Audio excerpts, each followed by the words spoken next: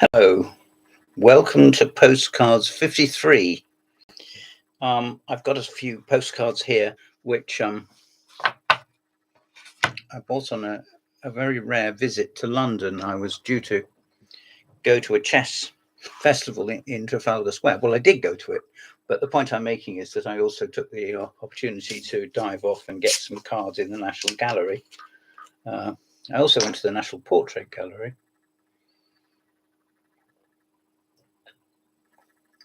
Which has just reopened after 3 years and has a new entrance now, which is absolutely wonderful for it. So if you want to get in there, go in there, you have to go through the new entrance, which is fantastic. A new artist for me, his name is Lawrence.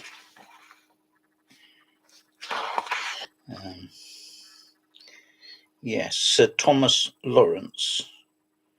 And he is the most conspicuous, bracketed in with David Wilkie, features of the early 19th century painting.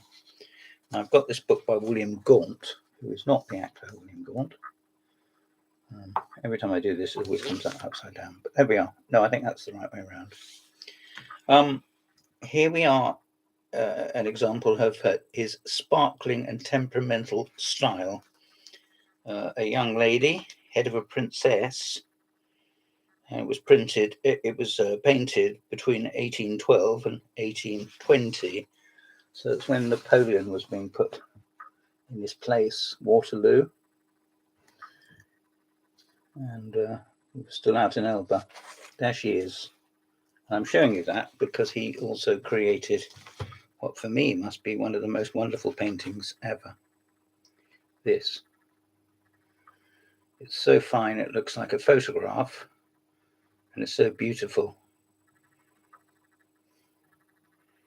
I think it's wonderful. So Thomas Lawrence, 1769 to 1830. His portrait of Charles William Lambton, the Red Boy, 1825. So he did this, it's an oil on canvas bought with the support of the American Friends of the National Gallery, the estate of Miss Gillian Cleaver Art Fund, the Manny and Bridget Davidson Charitable Foundation, and through private appeal, 2021. I've never seen this knowingly in the flesh, so to speak, live, but I do remember it being on a stamp, an English stamp, when I was a child, and that's why I like it. That's why it drew. That's what drew my attention to it. And I've been through my books, my art collection of art books, and I couldn't find a direct reference to it. But nevertheless, there's a new name for me. Now here's something great deal subtler. It may not even come out too well. It looks like almost like it's gone wrong. I suppose it's a rose, is it? Yes. One red rose, inspired by Lease Assignment, 1618. It's a watercolor done by Catherine Clark, a contemporary artist, in 2008. And this is from this Hampshire Records office, which is in Winchester, and was selling off a lot of stuff, little booklets and stuff they don't want. What they do want, I think, is not just a few quid. I think they want the space. And we all of us know that feeling from time to time, don't we? Anyway, there we are, something a little bit different. I'm still staying with Hampshire, very much so. Here's something, and I won't challenge you to guess where this is, because I don't think almost anyone is going to get it right. There. It's a coloured lithograph of St. Thomas's Church, Southgate Street, Winchester, former home of the Hampshire Record Office.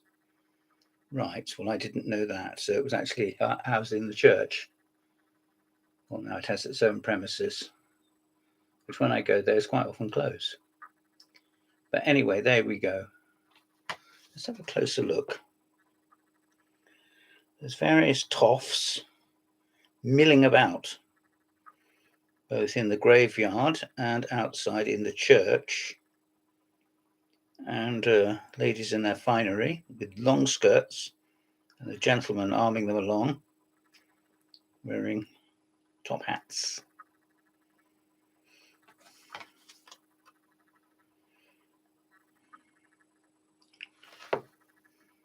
I would love to give you a date for this. It says mid-19th century, so I suppose we must say 1850, 1860, something like that. Slap bang in the middle of the Victorian era.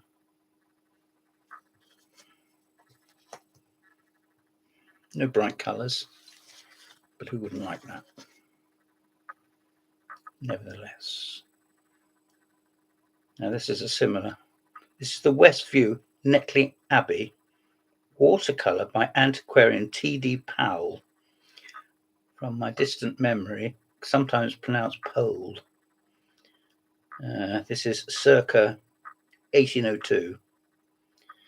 It appears not to be, I was going to say unattributed. I've just said T.D. Pole, haven't I? But it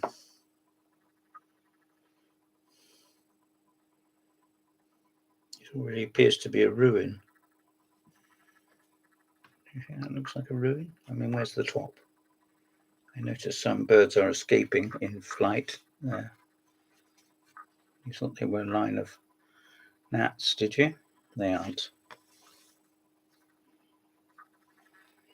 It's quite a storm maybe building up.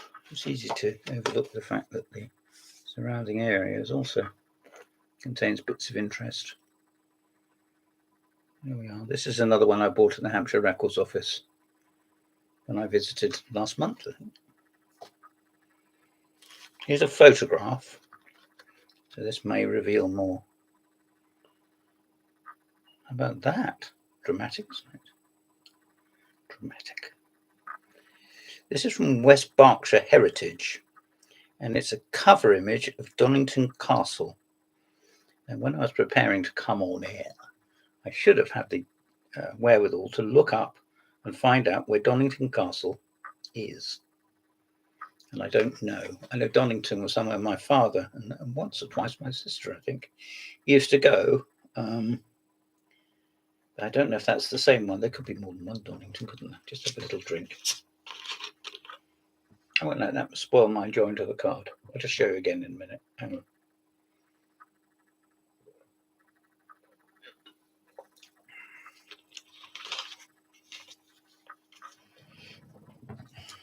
Very rich colours in this card. And a considerable amount of shadow. Do you think that means that it was taken very early in the morning? Or do you think conversely it could be taken about 6 o'clock in the evening? There we are. And it's just from the West Berkshire Museum. So, nice stuff. Now here's something that can make you go brrr. As soon as I see a winter scene like this, I instantly think it's Russian. Of course, it may be nothing of the sort. We all get snow. This is by Claude Monet. Lavacourt Under Snow, 1878 to 81. It's oil on canvas, and it's been donated to the National Gallery, London, which, as I said earlier, I visited last Sunday. And there you are. Let's look. It looks like there's a little boat or promontory sticking out. Yes, it's coming into view a little bit more. And there's some houses. Nothing spectacular. They may be made of flint or a mixture of flint. Flint very often gets mixed in with concrete and brick, I suppose, these days. Well, nothing wrong with that. It affords a little variation and some decoration. I wouldn't say that I'm a great fan. I'm not. But there we are. Now something completely different. I'm sure you'll agree with me, it's still a beauty. This is by Francisco de Zur Baran, and it is imaginatively called A Cup of Water and a Rose. And it was painted, they're not quite certain when, 1630, about 1630 it says, oil on canvas. And it was the George Beaumont group that bought it and presumably donated it or are housing it in the National Gallery for people to go and enjoy, which is in a way the best thing to do with anything, isn't it? Any work of art. It is very fine. I don't know what's in the cup, which presumably isn't a tureen. I think a tureen is something you sort of go like this with for soup, isn't it? A cup of water and a rose. Yes, okay, I accept that. And a bowl. They didn't mention the bowl. There you go. Now, this will test you. It'll test you because you want to know what the hell. That's normally the colour of my bath when I climb out of it. But let's not be negative. This is by Joseph Mallard William Turner. And I realised that this was a Turner. Oh, I'll go and get. I've got several books about Turner, and he is one of our finest artists. I didn't realise that was about to appear.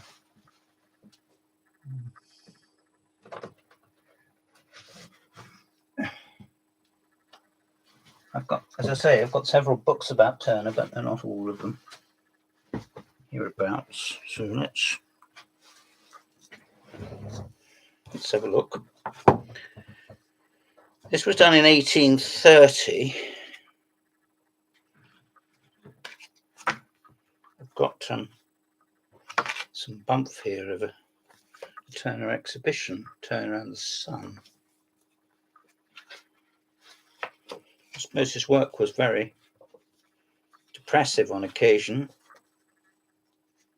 The setting sun, yes, look there.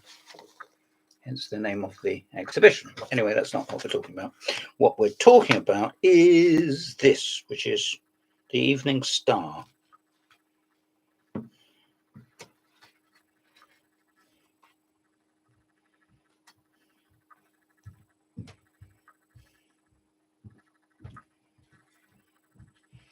As you can see from my book, there's many pictures, some of which you could consider unfinished, but I think with Turner, he less was more.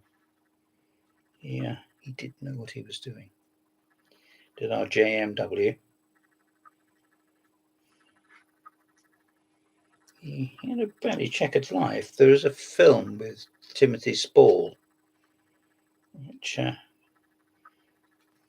chronicles the life of Turner quite entertainingly. I mean, in a way, he spoke with his pictures rather than with his voice. What a corny thing to say, but you know what I mean. I mean, I think it wasn't as if he was Shakespeare or something. I'm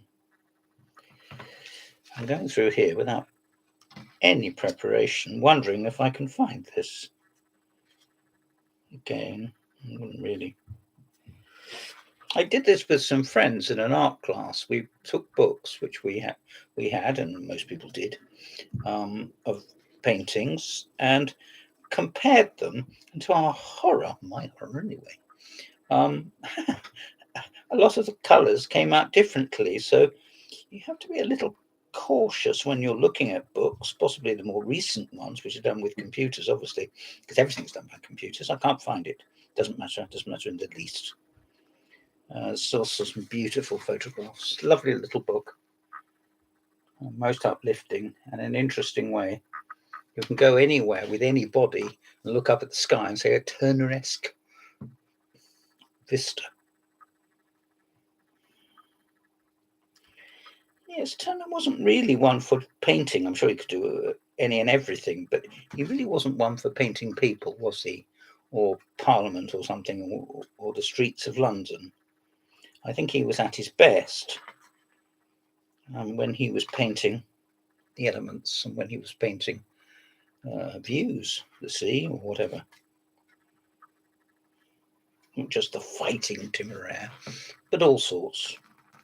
Here's an interesting one. I mean, look at that. I don't even know what that is. I mean, yeah, I can look, but what I mean is it arrests your attention before you've actually analysed what it is, or even get my hands out of the way, or even settled into it. You might say, well, I don't want that on my wall. I'm not so sure. That would be a talking point, wouldn't it, if the local vicar visited? Not sure we even got a local vicar anymore. But if we did, and if he visited, and if he looked at paintings on the wall, which you probably wouldn't, and if I had that picture, which I don't, that's the point I'm making, I think. Anyway, there we are, a book on Turner, and I didn't realise this was coming up, otherwise I'd have prepared it a bit better. This book is published by Thames and Hudson. I got it very cheaply in a charity shop, and it's absolute beauty. I'm pleased to be reminded of it. And there is the culprit, which, as I said, looks like the bath after I've climbed out of it. And this is the Evening Star, and was done in about 1830. And there is a Turner bookmark, which was not done in about 1830, but it's about 10 years old. Oh no, it's 20 years old. And it's part of the Turner at Petworth exhibition, which I presumably went to. I can't even remember, actually. And the last of all is this, another wintry scene. Another wintry scene. There we are. And it is by a gentleman who's going to forgive me. He has a Dutch name, Laurie Ring, Anderson Ring, road in the village of Boulderbroom. Winter Day in brackets. I think I would prefer to call it Winter Day of 1912, and it said 1812. That would be shades of Tchaikovsky and Napoleon's retreat from Moscow. And it's all on canvas, bought with support of generous support of Mr. David Leslie Mead. That could be Mead, I suppose. There it is in all its glory. And it's again from the National Gallery. Can't even hold it up the right way. I think the word for that would probably be austere. It's a winter day, and I think it must be in Germany. Does it look Teutonic in any way? Maybe. There's a wall there. There's an obvious couple of dwellings. No apology needs to be offered. If that gives you a shiver, then its purpose will not be in vain. This has been Postcards 53. Mostly cards from the National Gallery, which I visited recently. Hope you enjoyed them. Thank you very much. Goodbye.